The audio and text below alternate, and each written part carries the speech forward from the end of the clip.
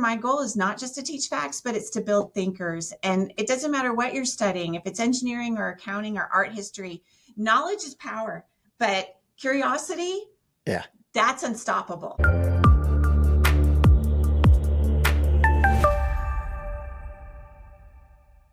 Okay, you've seen the Mythbusters. You may have even witnessed the explosion show, but today we've got the real thing here. Dr. Michelle Pantoya is the head of the Combustion Laboratory at Texas Tech University. How cool is that? They could just blow things up and burn things. So that's the best thing ever. She is a Horn Distinguished Professor, which is the Texas Tech equivalent of having a Nobel Prize or an Academy Award. She's the J.W. Wright Regents Chair in Mechanical Engineering. So she drives a train. We'll talk about that later. She's written over 200 journal articles and has all kinds of fancy awards, including the Presidential Early Career Award.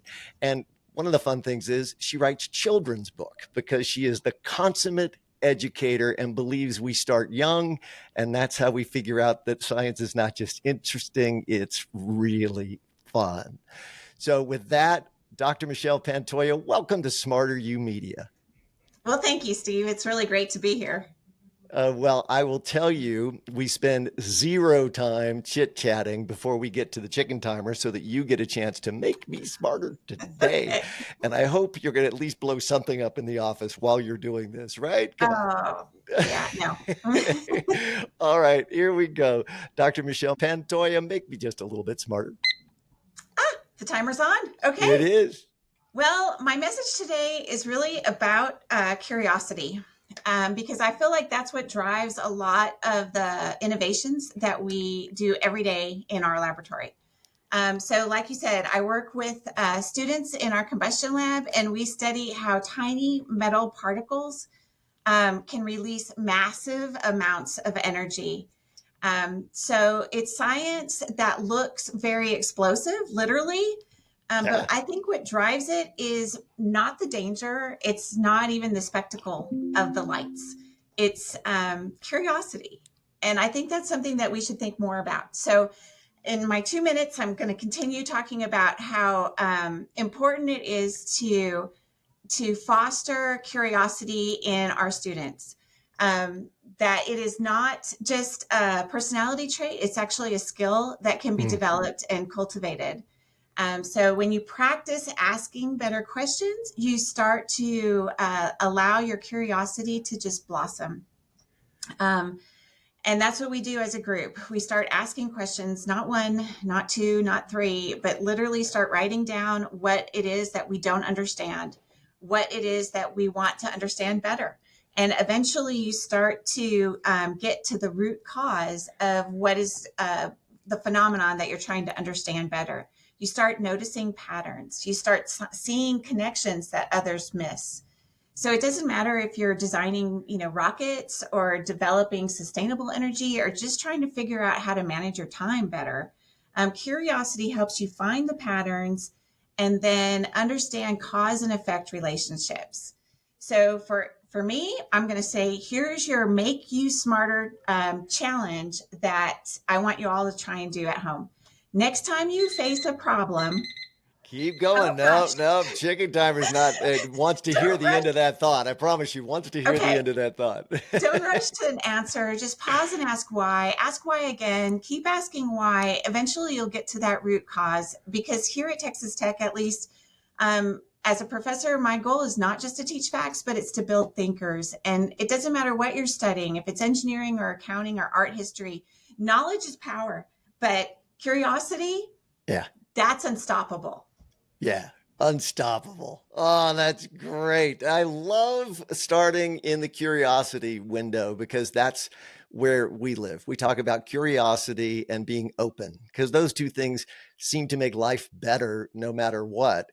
But what I love is you as a scientist give us a methodology that makes that make sense. So it's one thing to say, I want to be curious, but because we hear it all the time, it's this cliche we talk about, but what in the world do you do? And you have action items. So I want you to even give me a little bit more. When you say to ask the question and keep asking the question, in a laboratory, that's a formal sort of process. Writing down. So start with the writing down. What does that mean? How do I organize it when I really want to figure something out? Well, that's a really great question. Um, Honestly, one of the very first things we teach our students when they come into our lab, and remember, in education, we talk about formal education. That's a classroom setting. A laboratory environment is like a working industry or national lab, or it Yeah. is a hands-on active learning environment. And we call that, in the education world, we call that informal learning. So what we try to teach are all Right. the practices that aren't taught in the classroom, but are extremely relevant to actually working in the world. Right. So Yeah. in one of the very first things we teach our students is how to keep a lab notebook, and it's really a diary. So it doesn't matter if you happen to be an engineer that's not working in a laboratory. It's really just a very, and we actually have quite a bit of a guide, like a working guide on how to keep your lab notebook. And students in the past, we have templates, because template learning is a thing, so they can see how other students have taken notes and while they're doing experiments, Yes. while they're planning their experiments, the notes, the big thoughts that they write down when they read papers, filtering out the information that's out there so that you can use it in a connected kind of way. And I should pause because they are doing construction in my building. And if you're hearing Yes, you that shouldn't pause. This is podcasting. I got to tell you, it should be. We should have, this is very much like what happens in your lab. If you don't have things going, of course, that sounds all, it's not blowing up, but at least we got something being drilled. So that's good. I mean, the truth is it's productivity, right? I mean, if they're That's actually right. building and improving something, that's a good thing. But it can get very loud. So I apologize for that. It's Um, okay. but we were talking about the asking the questions. So yes, so we keep lab notebooks, and it's more than just my plan, my to do list. Yeah. It's very much about, um, I need to study this. I want to understand how aluminum burns in an environment that is highly humid. Yes. Again, like I said in my 2 minutes, we study how metal fuels in particular can release massive amounts of energy. Right. But the stumbling block there is that the energy that they produce is relatively slow. I mean, we might have, Right. more than 10 times the energy in a metal particle than we do in TNT. But TNT releases its energy so fast that it's got so much power. Whereas our metals that burn with far more energy, orders of magnitude more energy, they burn slow, so that they don't release as much power. They just have a lot of energy that you can use for a longer duration. So one of our goals, is to try to increase the rate that the energy releases. And we're Right. trying to develop the power that will hopefully fuel our world to see other worlds, in the universe. And so one of our goals is to create tremendous power that can be used by future generations. So we might ask questions like, how do these metal particles burn in a CO2 environment, like Yeah. something that would be more prevalent on Mars, for example. Yeah. And so we'll start asking, write it down. Don't just ask it, right? Yeah. Write the question down. Write it down. I think it applies to life. In other words, I one of the things that I love that we get to do here is we get to talk about how in the micro particular disciplines use things that we can take and transport into our life. The people journal, people do that in their lives, but find trouble, or I do. I'm a terrible journaler. I'm that person who puts one or two entries every year or so and it's done. But I think what you're talking about is very intentional, because it doesn't just say, I'm going to write whatever's in my mind. It's trying to solve the problems that you're working on in the laboratory, or I'm trying to figure out in my life. And it's the same process. I just need to stay on task, Oh, which is yes. what that kind of a journal, or if you're putting together a lab a journal, so that you are keeping track of where you're headed. You never know, forget where you're headed and how you're going to get there. And what's the thing that's nagging at you, right? Right. Yes, and then reading the literature, that's a very important part, Yeah. because the search words, like the questions that you ask, kind of help you develop the search words for where you want to see what other people have done in this area. And the truth is, we're breaking new ground, right? So there Yeah. aren't publications that are directly on what we're studying, How cool is but that? there's So cool. worlds that are tangent to ours. Yeah. And there are patterns and connections that we can make if we allow our minds to just relax and open up. Don't rush to solving the problem, right? Try to enjoy the journey of figuring it out. And if that Oh, that's means that beautiful. you're studying something that it happens to be in a completely different field, but you're seeing a pattern, there's Yeah. having the same sort of problem that we're having, and then you can start trying to make a connection in a novel way, right? And you can be more innovative about your approach to either designing an experiment or figuring out how to solve your problem. I love it because it's the way life works. And it's so funny because Michael Faraday is one of your favorite scientists, and Mhm. you got to let me track back through one of my favorite things was is electromagnetic induction. So you're talking about inductive reasoning, and there's Mhm. a guy who, at the Royal Institute just did his thing, changed everything and how we look in physics and beyond. But I believe, great human advancement is exactly what you're talking about. It's the stuff that comes in the night, whether in the Yes. shower or if you're working in the patent office in Bern, Switzerland. I mean, Yeah. those are the things that change the world and how we look at the world. So for So you to be true. open to and teach students and teach all of us that Mhm. that process includes just letting it come from all sides, because you never know what's going to inform. There's no rule book. That's so true.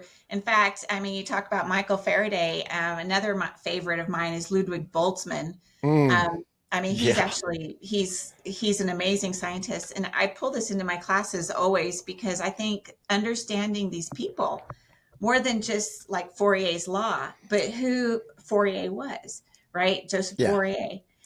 So these people had an impact in their lives and in their community and in their classrooms. Like these people were amazing professors too. I mean, Boltzmann's lectures were riveting. I mean, they inspired so many people. Yeah. Same with Faraday. Like he did the Christmas series. It That's was right. one of the leading lectures. That's all basically STEM back in the 1800s, if you can imagine that. They did a series of 5 or 6 lectures Yeah. during the Christmas holiday, and only younger people were allowed in the auditorium. And he taught the chemical history of a candle. Right? He showed Yeah. how combustion can affect our whole life, and how every law of the universe can be wrapped up in looking at how a candle works. So these people were actually innovative educators too. They weren't just sort of the Yeah. grandfathers of science as we know it It's true. today. They were Yeah. people who thought about how to recruit the next generation of contributors to our Hmm. humanity, and they thought about how to use analogies and other connections to teach. And I think that's very, very important. So, like, their Yeah. lives are very interesting to me. I'm a huge science history buff. Yeah.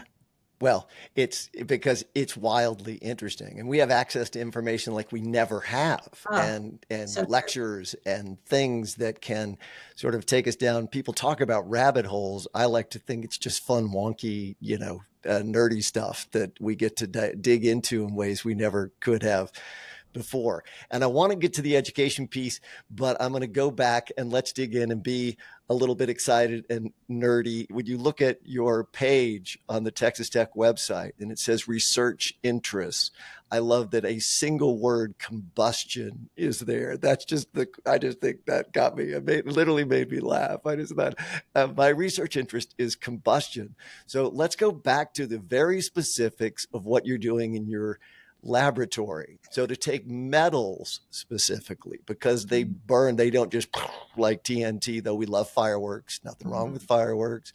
But if we go into metals, which have a chance to change how we produce energy, which is what we live, breathe, and exist on, that can transform societies. So give me that, right? Tell me why that is so interesting to you and your students, and what you're on the, what's the edge? Where are you now? What's the edge where you are today?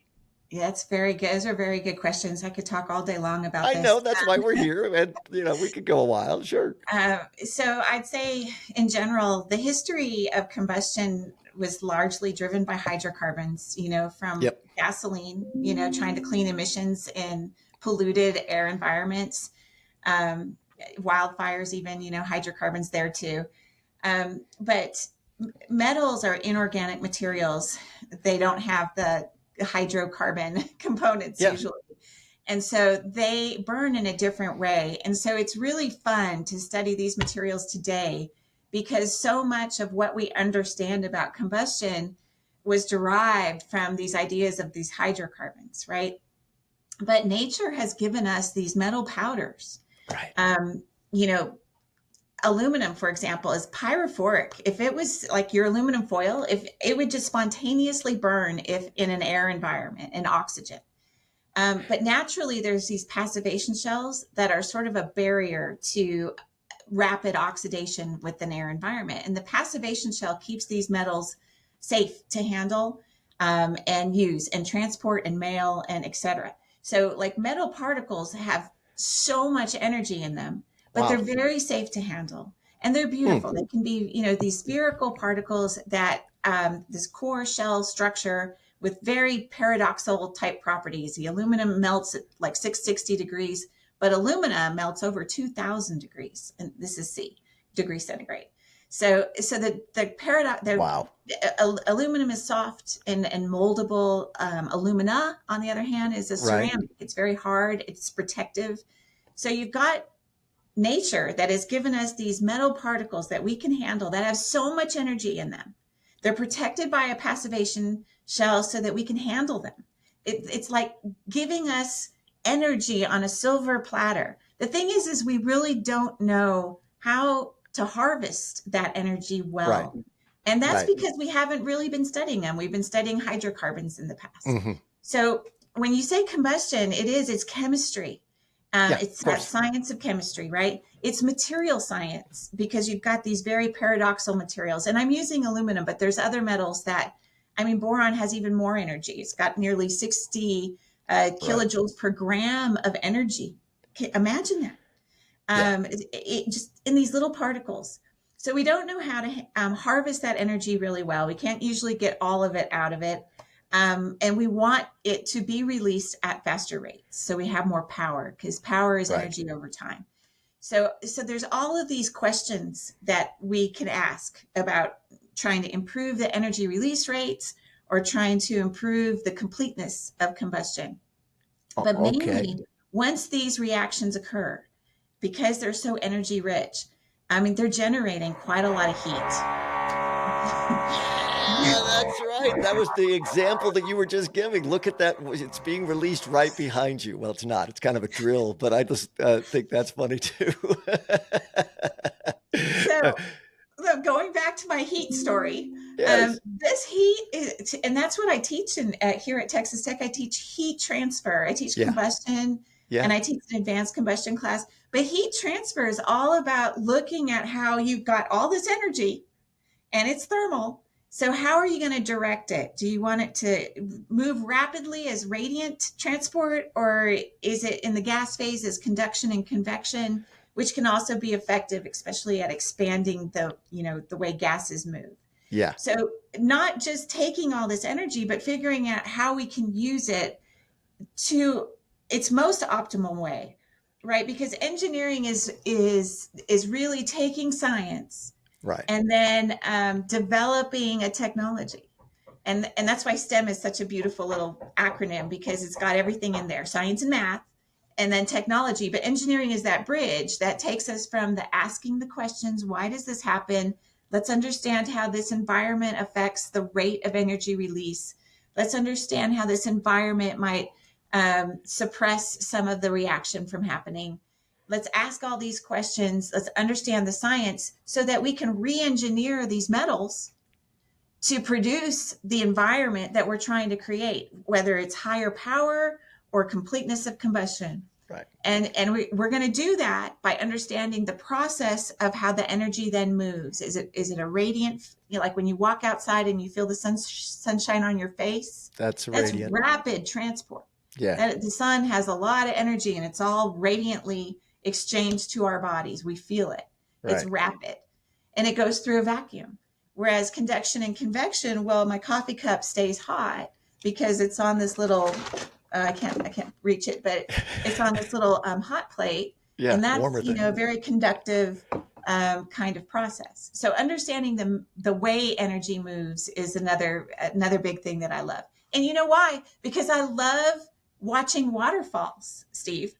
And that is fluid movement. But energy moves the same exact way. It's just sort of an abstract concept. And so we, looking at the fluidity and the harmony of water helps you understand the fluidity and harmony of energy. I love it. All right, I'm going to ask you questions that I'm sure are pedestrian, but that's fun. So I'm going to go to energy, what we think of, sort of the history of steam, coal, oil, and now alternative energy sources. You're putting this in context. You're looking at metals that are and metal particles, which I sort of love because that gives me the ability to put that in almost plastic pellet sort of form. So I sort of go, oh, okay. So I understand you put enough of those particles together and then you figure out a way to make them useful in a different way. What's the North Star? So in your mind, when you're in your lab journal and you're saying, here's what we'd love to get, whether you ever can or not, right? Because that's aspiration. Science is always aspiration. So what is the North Star that you're hoping to unlock and with you and your students and people in the field in order to make those metal particles help us transform society? There's a lot of North Stars, and they shine bright, and it just kind of depends on the day that you're asking me that question. In the end, I love the idea of space travel. I know people are very excited about hypersonics today, and I think that there's room for metals in solid fuels that will propel vehicles at hypersonic speeds. There's no question about that. Yes. I love the idea of exploring people exploring planets and stars way outside of our universe. Yes. And I think we just don't quite have the technology yet, maybe, to get there. And I do think that our metals are going to be an ingredient, at least, in the solution to those kind of problems. So the North Star to me is seeing making these metals burn at rapid rates faster than what we can achieve right now by orders of magnitude in a general way. Another, like a more specific one for me right now, is our studies with boron. It's a really interesting metal. It's I call it the green beast because when it burns, it has a green flame and it's a beautiful green color. But it's a beast because it tends to agglomerate very quickly, and that agglomeration quenches, so you get very incomplete combustion. But as far as metals go, it's one of the largest, highest, energy content metals that we have. Yeah. So trying to solve the problem of getting faster energy release out of boron and more complete combustion, because that one is particularly handicapped for its ability to get all of its energy out of the powder. So one of the things we're really trying to do is figure out the answer. How do we make these particles so that we are always sure that we can get all of the energy out of them? And then how do we make these particles so that we can get their energy out, even faster, so that we can make the power that's going to go directly into the gas phase and make the thrust on a vehicle in the hypersonic range. Yeah. Oh my gosh. See, that's exciting. Exciting. It's what you get up, you can tell. It's what I love about talking to people who are passionate about what they do. It's the Oh, thing, one of the things you tell people, you talk about passion a lot. And it just comes out of people. You don't have to ask someone if they're passionate about something when they are, because that gets you up, gets you in the lab, and you are ready to go because it's a never ending adventure. well, what's even more passionate to me is how my students, my graduate students, are actually the ones that are Yeah. coming up with the creative solutions, right? And to watch them just Yeah. come in as novices, unsure of their ability to do the work, and then watch them grow into these experts that are coming up with their own ideas that they test, and Right. sure enough, they work really, really well. So it seeing this next generation that will fuel our future is so inspiring.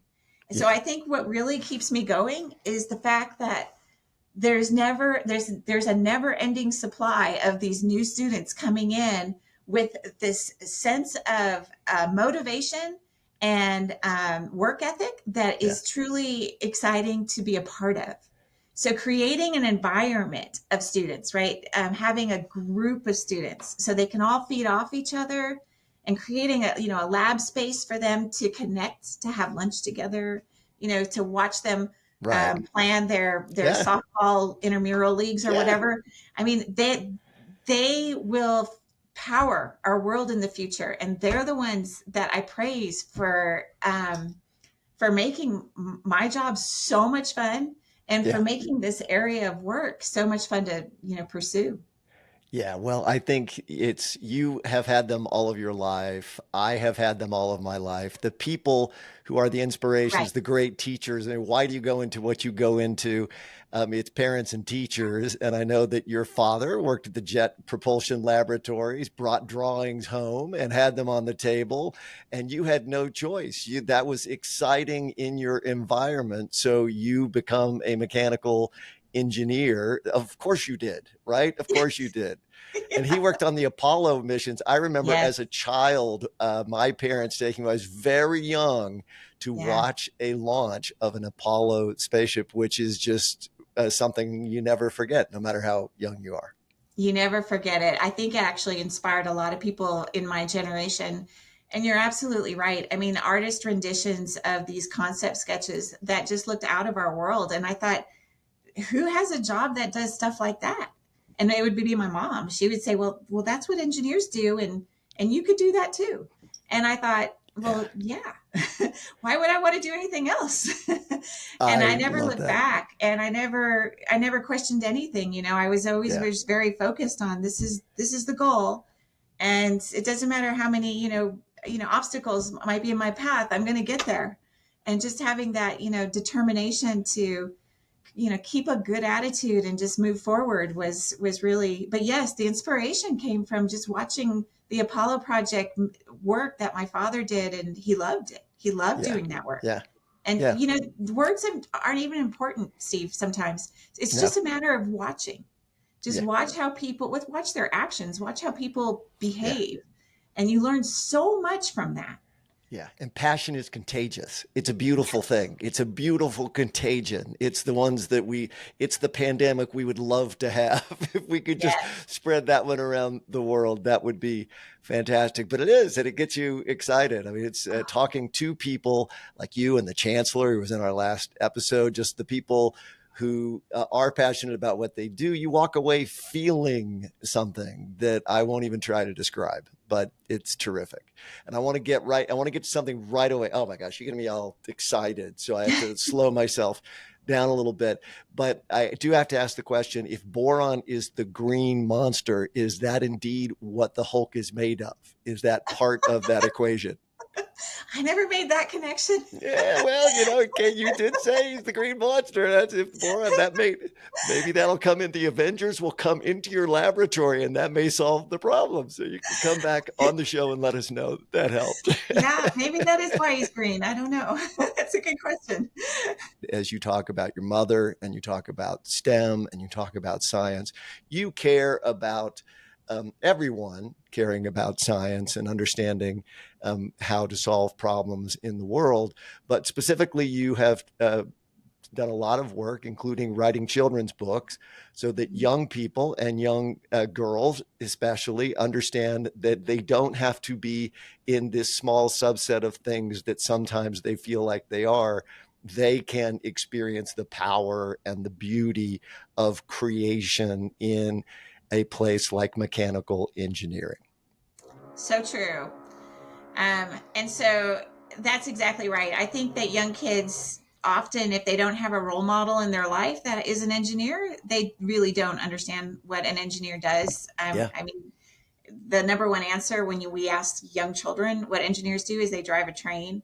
And so there's clearly a disconnect between the actual profession and I get that, right? I mean, young kids see a doctor, they get what doctors do, they understand what a teacher can do, um, but maybe they don't really see what engineers do. And so the books that we've written are really just to teach children what technology is.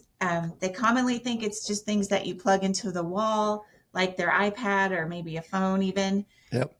But it's not. I mean, technology is as simple as a pen, right? Like it's something that a person has created to solve a problem or fulfill a need. So many things are technologies that an engineer has designed to solve these problems. So the idea of the books is really just to teach children what technology is. I think that's the first step. If they can understand that rainbows are not technology, that's nature, Right. right? But rocket ships are technology, or that eggshells aren't technology because they're not. But Right. we could design materials that keep people warmer or solve another problem. So the idea is just to see what technology is, and then to understand from that an engineer helped make that technology possible, and that has improved our way of life. And so that's the goal with the books. And then, of course, we have another series of books that are for just a little bit older children who actually can read it by this point. And those are Right. graphic novels. But what they teach is the engineering design process. And I like to say that there's 5 steps. So there's one finger on a hand, and we can just hold out our hand and say, look, ask, imagine, plan, create, improve. Hmm. That's it. That's the engineering Say it design process. again. Say it again so it doesn't go too fast for me. We ask questions, we imagine the possibilities, we make a plan for how we're going to build our technology. Yes. Ask, imagine, plan, create that technology, and then improve. And that improve is actually an important part of engineering, Yeah. because our culture doesn't always embrace failure, but engineers do. Because we often will design something and then I'll say ruin it, because we want to see what the constraints are. We want to see Right. what conditions cause failure. Right. And so we embrace failure. It teaches us how to make it better. And so ask, imagine, plan, create, and improve. That improve is really about testing whatever you've created to the point where it will not survive anymore, and Right. understanding what its constraints are for its functionality. And so that's it in a nutshell. Ask. And so we teach the engineering design process with designing dandelions and optimizing an octopus, because we want Yep. to also kind of pull in nature and show how nature inspires, science, and then the engineering that is used to develop the technology. But I love it. I love going into the classroom and reading the stories, especially Engineering Elephants. It's my favorite book. I was going to talk about engineering elephants because it's Go such ahead. a Go it's ahead. such a you take these young minds and then you immediately mess with them, which is so like me. That's great. So, engineering an elephant. Nope, you can't engineer an elephant. That's literally what the book means. It's like, Right? oh, psych, kid. Sorry. That's so true. I mean, that's exactly it. It's trying to engage children who can't read yet, but we want them to pay attention to the book, right? Sure, So you of ask course. questions: do engineers make elephants? And they resoundingly say no. They know No. that, right? Yeah. No, but we do make surfboards. And then we use STEM Yeah. vocabulary deliberately to kind of start to familiarize them with the language. Yeah. And then we go on and on. It's iterative, because children might have a short attention span, and they don't want to go through the whole book. But when they can't read, if they hear rhyming words, then they can help. That helps them anticipate what comes next, and that Right. helps them stay engaged. And so the book is very iterative, teaching what technology does and what engineers specifically do. And then Emily and I decided to make that last page a launch page for conversation, because especially in young kids, academic conversation is such an important part of learning. I mean, Yeah. the brain waves, they go crazy when you start Right. having discord, conversation back and forth. And so that last page of Engineering Elephants was meant for parents or teachers to start talking to kids about what they would create when they're engineers. And that's when Yes. the conversations begin. And that's when real learning happens. So that was very intentional. Like, that book is Yeah. designed very intentionally for that, up to kindergarten age bracket. Again, though, I think this is a paradigmatic, lovely thing to talk about because we're brought out of the Alderson Griffin Center for Family Business and Entrepreneurship at Texas Tech. So I believe that entrepreneurship is a very broad thing. And you're someone who saw a need. You didn't Mhm. see the thing that filled that need, which was something to read to small children that can't read yet that would accomplish that purpose. And you sat down because you have kids. Emily Hunt, your partner, also in crime on that one, Mhm. also had children. And you started talking to your kids. And instead of just wishing something were there, you built something. Yeah, that's That's true. entrepreneurship. That's what it is. And you built a lab. I mean, I think the paradigms that we think about when we think about entrepreneur, we have 5 people in our mind that we think built whatever that tech company is today. And we think those are entrepreneurs. But I think entrepreneurs are everywhere. And I think you're a great entrepreneur. You don't build a lab that has 4,000 feet of space in it, 4,000 square feet, without being an incredible entrepreneur. So take me there. What was that process? Because it's hard. It's hard to build something. So from the books, we'll go on to building the lab and how you manage to make that dream come true. Well, thank you for saying all that. That's a kind sentiment. Um, I'll tell you, it was a book I read early on in my career. It stuck with me. It was called Roadmap. I think Roadmap to My Success. Mm, And I can't remember the author right now. Maybe it'll come to me. But I have to say, I moved from California in 1999 or 2000 to start working here. I think it was 2000 actually, and I started thinking, I felt like I was almost bumbling around. mm, I was trying to figure out what to do with my education, my skill set. I was working a little bit at the California Energy Commission and trying to figure out, how I saw myself in the future. That was kind of just a holding area, I guess, for me. right. Um, and I knew I wanted to go into academia. I really liked engaging with people and helping them grow into. So I guess what I'm trying to say is, it wasn't until I started reading that one book, that I started to realize that I am in the right place. That I might have Oh, felt like I was interesting. bumbling around, but Mm, now what I'm doing is purposeful. right. And so I learned, I'll say, two important concepts from that book. And one was, to have a clear vision of what you want to do in life. Yes. And I think I did, but I had never articulated it.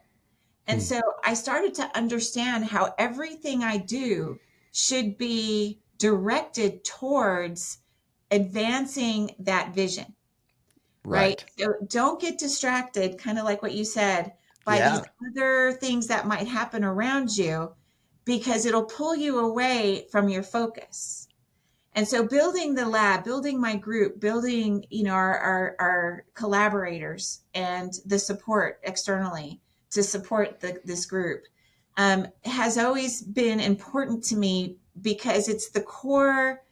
It's my core. It's what drives me, is to maintain a sustainable environment for graduate students to flourish, and Right. then move on and help, create a better world for our future.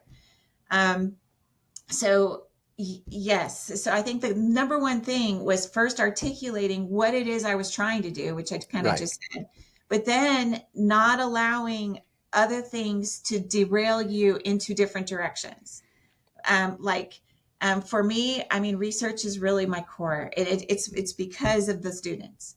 Yeah. So if I was offered an opportunity to be a dean, I'm afraid I would have to turn that down because it's not consistent with my vision for myself. Right. And then as far as the other thing I learned from that book that I try to always stay focused on is just keeping the right attitude.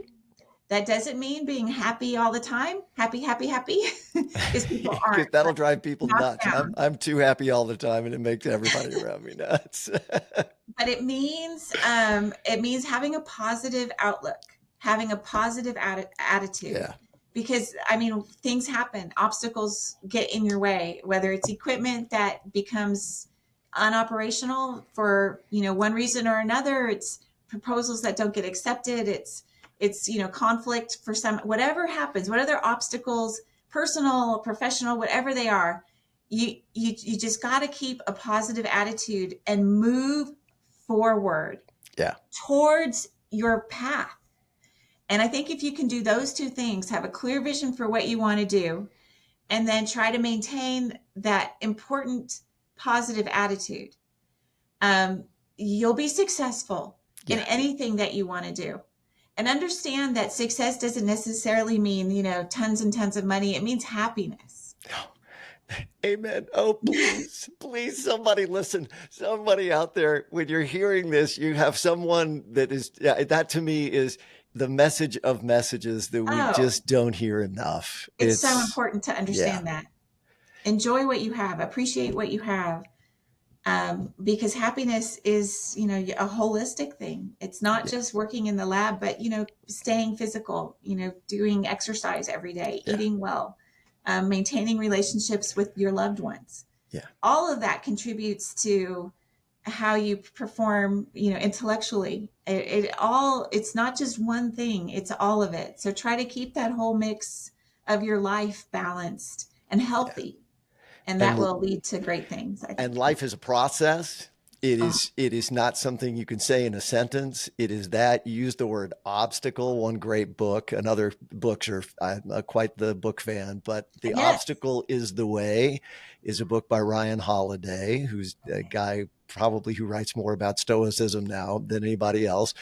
But his whole book, that's what it is. It's sort of, until you start to appreciate the obstacle, until you start to love the obstacle, until you hit the wall and you realize that you'll never be better unless you have walls that you get over, you don't quite get there. So I love the description of creating the lab, because whether it's a business, whether it is taking a class and trying to do well in a class, or whatever it is that's facing you today, those obstacles are things without which you could not have the epiphany that comes at the end. You just couldn't. That's exactly right. I completely agree. And I love those kind of books. Roadmap to My Success was one of the first ones I've read. But for Christmas, I often give my students, whichever book I feel like might be pivotal for them at the time. I think it was last December, I gave them Start with Why, Simon Sinek's book, to Oh, I really don't know understand, that. again, asking questions. What's at your core? Why? Why are we doing this? Yeah. Why? Why? So devour books, devour them. I think Yeah. I know we talk about reading our technical research, all the time, but Right. books like that, that give you some perspective and direction, whether they be managing your time, thinking differently, working with large groups, influencing people. And another one, can I say real quick, Steve, that Of I've course. always loved, and I have lots of copies that I give to people, is um, How Learning Works. Ooh. It's by a group of people, but Mm-hmm. boy, as far as teaching goes, that is my Bible. Ah, how learning works. Yeah, Okay. All talks right. about how the big thought is it just gives you strategies for connecting with a lot of different kinds of learners, and one Mm. of those strategies is just big picture. And so trying to show students connections between different things. That's another reason why having a group is really healthy in my Yeah. academic world, is Yeah. because people can see different projects and they're different, but they do have overlap. And so having students understand the big picture helps them learn actually how they fit into a bigger project. Yeah, well, it so links all these things. I mean, it's all holistic. It's sort of doing things that make your life work involves a lot of different things. But Mhm. I think I love that you get us both to the purpose, understanding the purpose, focusing on the purpose, not letting yourself be distracted about the purpose, but then you just put in an element that is way discounted too often, I think, and that's people. It's sort of put yourself in an environment with the people who are like you want to be, That's true. because you're going to be them anyway. So put yourself in an environment where you go aspirationally, those are the people, and it will add to that equation and transform your Absolutely. life. Absolutely. And in fact, we have undergraduate work who work in the lab, and I do that intentionally so those undergraduates can see what the life of a graduate student is like. Yes. And they can see what graduate students do and what they accomplish and where they go. And 9 times out of 10, those undergraduates want the graduate degree. So, I'm all about self visualization. If you can see yourself in the next role and it fits you, then you'll get there. So I completely agree with you on that point too. Okay, now I'm going to crawl into the salacious stuff because you blow things up. I'm sorry. Mm-hmm. I don't know if you've ever looked into why it is that is so fascinating to us, because maybe I'd like to know a little bit about that. Why do I watch a video of something blowing up and I find it to be more fascinating than I can ever imagine? That I'd love to get into, but then also just the coolest things that you ever remember watching combust. Oh, wow. Those are good questions. Thank you. Uh, I think that the energy that we see in reactions, especially if pyrotechnics, explosives, the Oh, energy that we see there is just magnetic, right? I mean, everybody yeah. loves watching fireworks. I can't think of anybody who doesn't. Yeah. Um, they're just so astounding in their ability to keep us on our toes, right? So I think one reason why we like that so much, number one, we don't see them very often. It's kind of a unique It's phenomenon. But unique. A number little, yeah. two, it's a chance to just see nature in its most extreme case. And that Oh, happens to be, this full of energy. It's kind of the same reason why some people really enjoy watching lightning, because it's oh, similar, right? oh, for And so sure. so I think that's what draws us to it. It's energy is magnetic, whether it's in, an energetic person that you Yeah. want to be around because they're so Yeah. fun, or if it's because it's nature. It's just a glimpse into what's possible, or maybe a window into a future that we don't understand yet. So there's that. And then the other Okay. question you had for me was tell me again.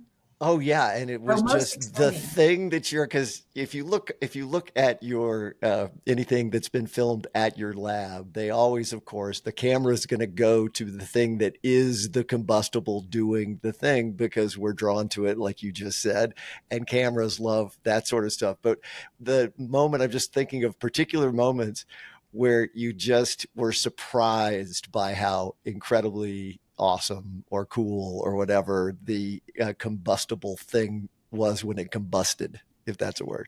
Yeah, I think that's a really good question. There's so many, like I could tell you from year to year, there's so many snapshots of Yeah. amazing things that we've captured, because a lot of what we do is high speed imaging, whether we're Yeah. taking thermal pictures or just visual images. And sometimes we'll capture these images that look like they're out of this world. Like there's some nebulae with, these universes that are just spiraling around it. And it's just it's dazzling color Mm. and just multi-phase. flows, really, gases combined with solid particles that are emitting. And depending on the metal, they might be emitting in these colors that you So didn't even beautiful. know existed, you know? Wow. So yeah, it's so much fun to watch. I'll say it again, the spectacle. Yeah, It's so it much is. fun to watch the unpredictable arrangement of visual displays that we could potentially see. Even in our ballistics work, the way the fragment patterns, and especially the thermal effect of the fragment patterns, is beautiful. It's like, again, like Yeah. watching waterfalls, except it's energy falls instead of waterfalls. So Energy I falls. I think that could be an entire YouTube category. Energy falls. But that's really what it is. You get to see energy when you don't usually see it, Yeah, at least not clearly like that. And that's a right. beautiful thing. There's harmony in it because it's nature. Yeah, And then, of course, we're trying to understand it better so we can use it in a way that will be very productive for our world. right. But yeah, there's just I can't imagine pursuing any other career. I mean, this is so much Yeah. fun. Engineering is so much fun. Well, I'm going to come visit your lab. I got to come and just see the thing. So that's going to happen.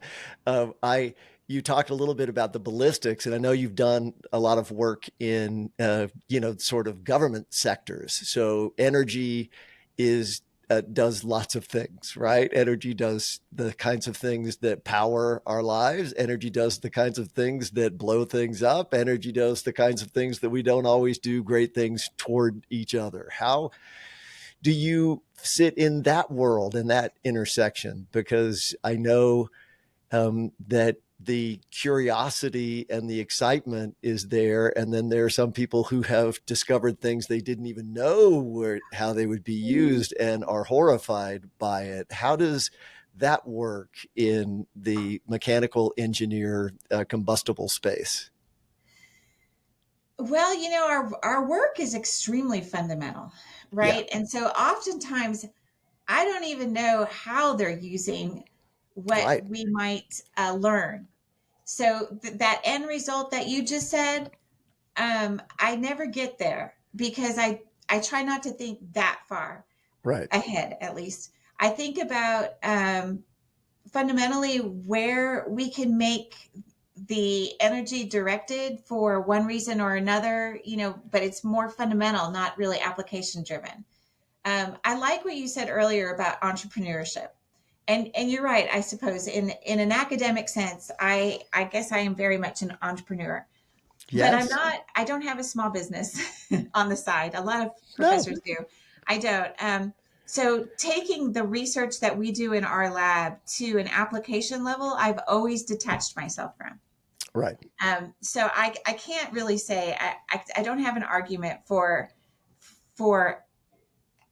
how this might be used in a defense setting, other than to say that I do know what we do is a deterrent, right? The idea is that you never have to use these kinds of ordnance systems because you have demonstrated a potential right. that you don't have to ever get there too. So it's really kind of more of the ability to say that these materials, however they're going to be used, are going to save lives, not destroy them, Yeah. because they're not ever going to be used in that capacity. Let's hope. I believe that I hope that our politicians can negotiate so that there is never a chance that we end up in a situation where we have that tragic outcome that I think you were getting at earlier. Yeah, At well, and least I wasn't trying to beat around the bush. I mean, honestly, it's just, I mean, I technology, guess to not. work in technology, to exist in a world with technology, it's impossible not to understand that there are two sides to it. I mean, today it's I mean, AI, HI. I don't know what that would be. Humorous interp. That's what I would get to be really funny and, do voices.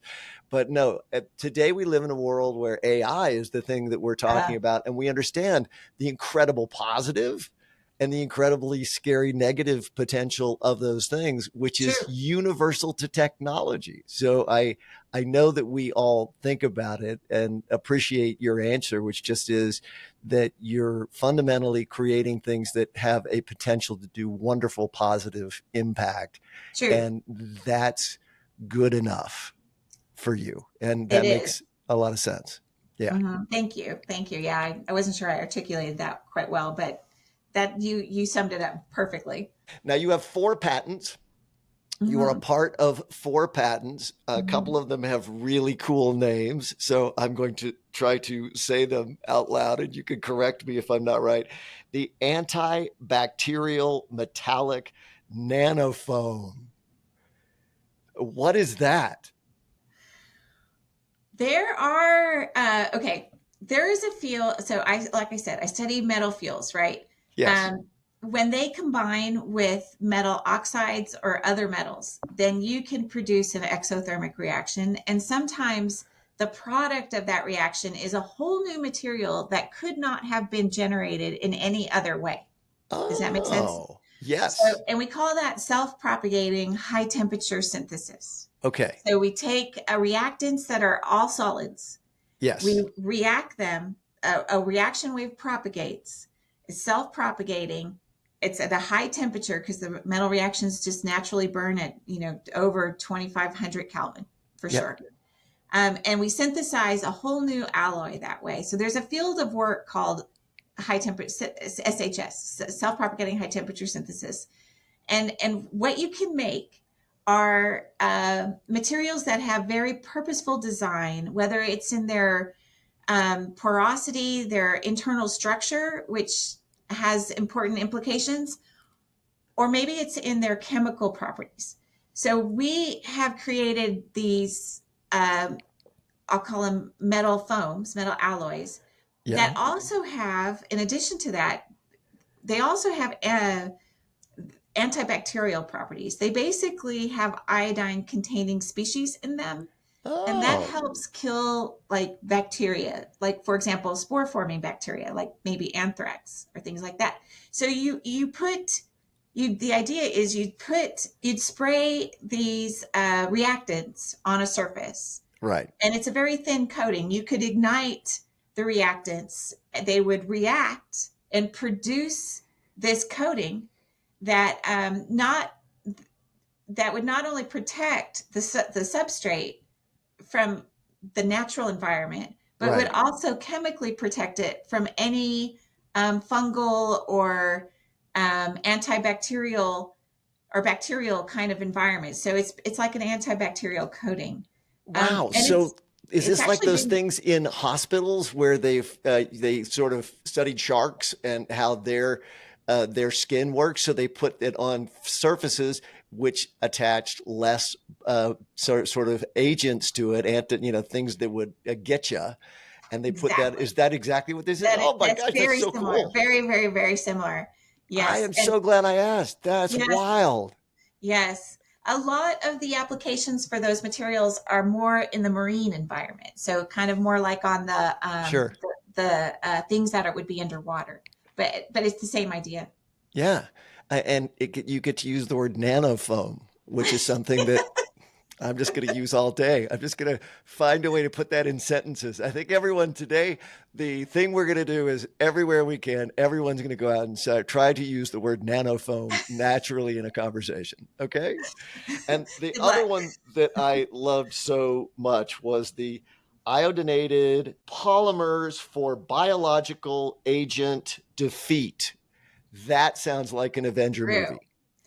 That Yeah, does. It sounds like an Avenger movie. We're bringing it it. does. We've already had the Hulk, and now we're bringing in destruction of agents and things. Yes. What's that one?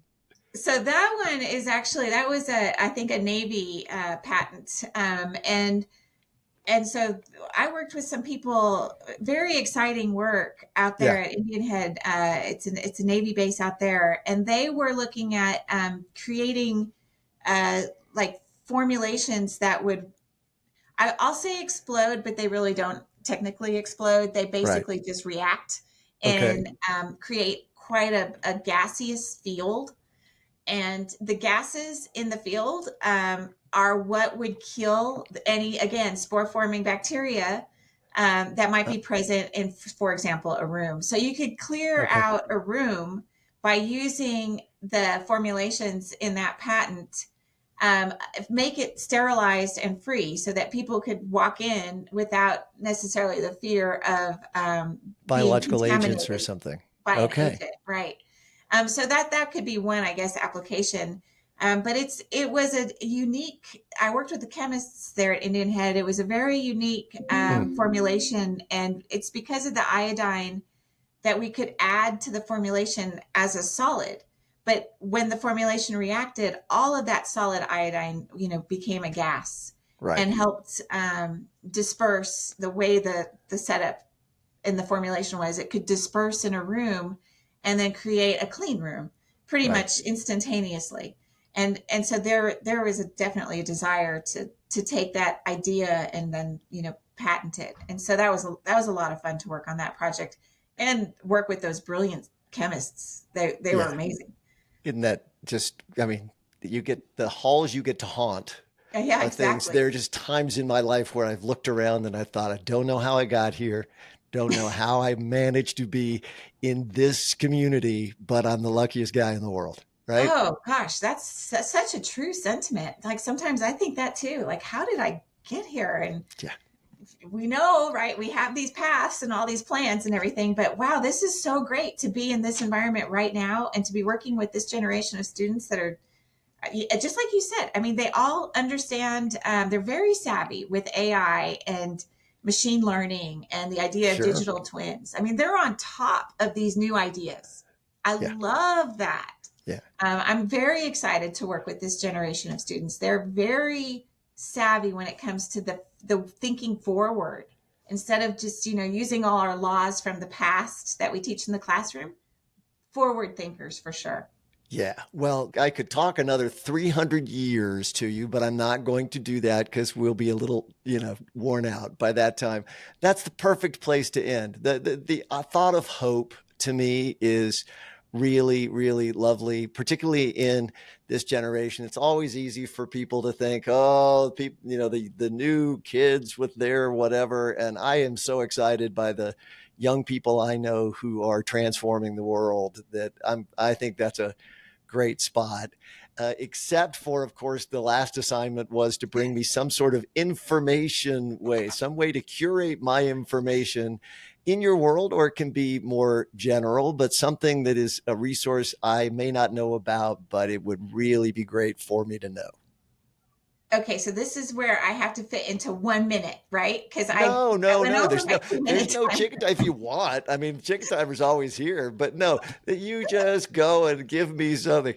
No, boy, that makes it feel like we're being very regimented here. Yeah.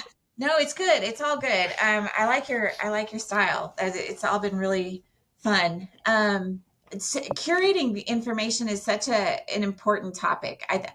Yeah, What you said earlier about there just being so much out there and figuring out how to filter it is key. So if I was going to say anything about filtering information, I'd say think like an engineer. hmm, Be deliberate about what you read. The first thing is understanding where your source is. And so that's why I read a lot of journal articles. I know they're vetted. right. The internet, AI, they can Yeah, produce interesting thought, maybe sound bites even, but right. just make sure that it's reliable and it's reasonable to you. So I'll always double check that kind of thing.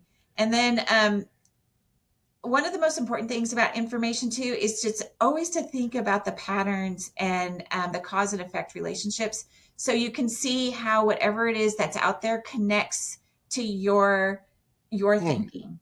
Um, but again, it goes back to journaling for me. That's a very important thing. yeah, I try to, if it's important, I try to always write in my notebooks here what the big thought was. right. Have a system to organize your contents in make your file names very brief, but consistent. Like, is it the first author in the year? Whatever it might be, but organize what you see, filter it, make sure it's purposeful for you and that it's credible. And then whenever you're reading something, look for that cause effect. Where does it impact you? Does it impact your research directly? Does it impact the way you do research? Does it impact the way you communicate the research, whether it be to students or to a broader audience? So filter, categorize, organize, and then you're ready to go. Filter, categorize, organize. I like because I really love that's where we started. We sort of started and we're ending in this place that I think is what it's all about. You give us something that is actionable because sometimes there's just so much. I think if we struggle with anything today, it is there's just so much all the time who wants all of us. And if we don't remain purposeful, no matter how passionate we are, we will find ourselves 10 years down the line saying, what did I do with that 10 years? Right. Don't do that. Find information, be purposeful about it, and you have to get the other stuff out of the way or you don't really have a chance. Right. Well, this has just been delightful. And I have to mention that as we've been talking, you've been growing brighter and brighter with that light that's right there. And is the world has been, yes, right. uh, Dr. Michelle Pantoya, what a delight. I hope you'll come back and see us again. Thank you. Everybody remain and always stay curious and open because your life will be better each and every day. We'll see you Thank soon. you.